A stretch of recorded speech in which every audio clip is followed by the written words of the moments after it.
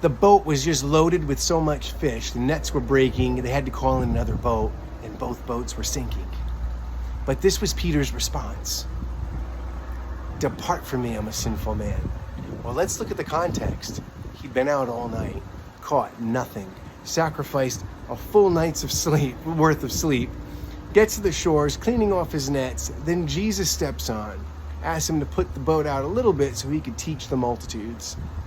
Then, after the sermon, and it probably wasn't a short one, it was probably a long one, and maybe one that even Peter's heard before, now he asked him to go out in the deep.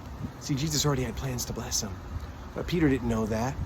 But I'll bet Peter's internal dialogue was, stay in your lane and I'll stay in my fisherman lane.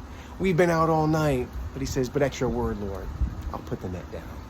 You know, and what an act of obedience, though, on Peter's part. Or he'd have missed out on the blessing, wouldn't he?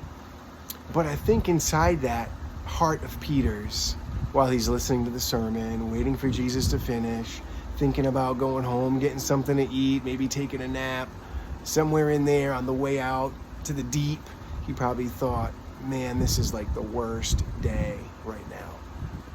But when he sees the blessing, he realizes who Jesus is, more so, and who he is, more so. He probably reflected on that internal dialogue. Have you been there? Have you learned the lesson when Jesus is on the boat and tells you what to do? Just do it. How many blessings have I missed out on because maybe I didn't? And then how many times have I had to say, oh God, I'm so unworthy and you are so faithful.